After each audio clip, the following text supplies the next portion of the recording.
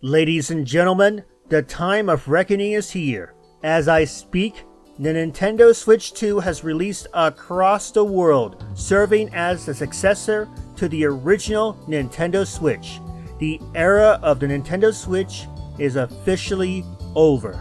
Ever since the system launched back in 2017, the Nintendo Switch reversed a whole lot of Nintendo's fortunes from their failures of the Nintendo Wii U.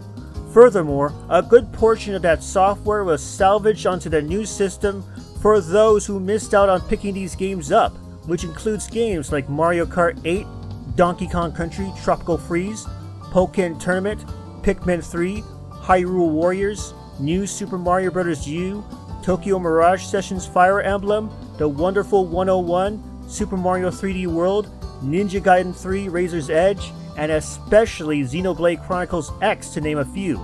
And still, there are some games that are stuck to that system. What a shame. But in my humble opinion, the Nintendo Switch really took off during the COVID pandemic of 2020, back when people were stuck at home to keep safe from the coronavirus. For many, the Nintendo Switch allowed fans to communicate through each other with games like Animal Crossing New Horizons.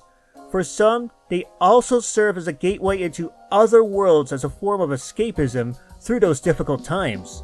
And considering the supply shortages of the PlayStation 5 and Xbox Series systems that year thanks to scalping, the Switch continued to dominate for far longer than we anticipated. Call it the little system that could. And for fans of physical media, the Nintendo Switch became a champion in that department, and Nintendo really isn't truly the one to thank for this.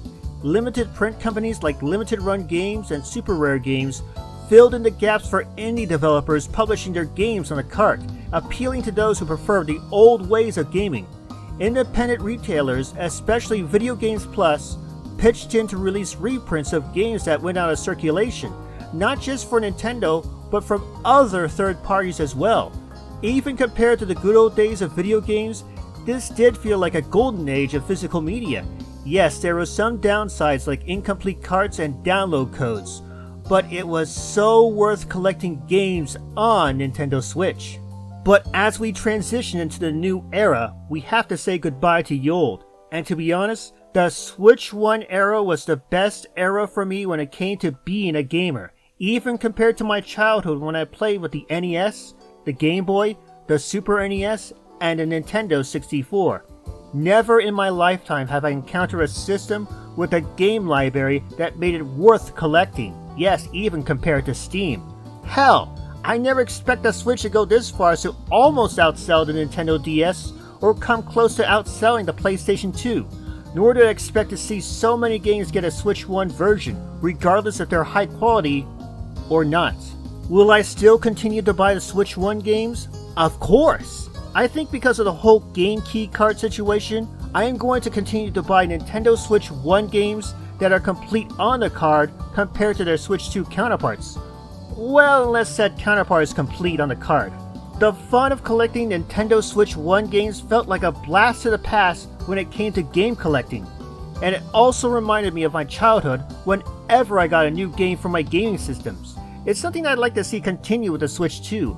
And I hope more companies are taking notice on how fans still demand physical media. Nothing, not even digital only, will stop the demand. And as long as fans find joy in collecting physical media, I'd say it will continue for a long time. But as I look back at the Switch 1 era, I also realized that my time as a gamer is slowly coming to an end. The Switch 2 will be my final gaming console, period. And I've stated the reasons why.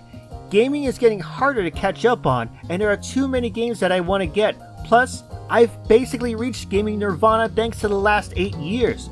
It feels like the best time to be a gamer, not because of the new stuff, but also because of the older stuff that's far more available to get, and far easier to obtain. Case in point, the upcoming Mortal Kombat Legacy Collection has been announced, and it will contain a number of Mortal Kombat games that reaches across various consoles. What a dedication to the gaming legacy, even if it does contain the bad games of the bunch, like Mortal Kombat Advance. I've heard some bad things about that. Today truly marks the beginning of the end for the Switch 1, but to me, it marks the beginning of the end for my time as a gamer. I won't enjoy the Switch 2 era as much as the Switch 1, but I will savor these last moments with video games to the very end, and only time will tell what the Switch 2 will bring. Anyway, you all enjoy your new toy, while I'll switch on out of here.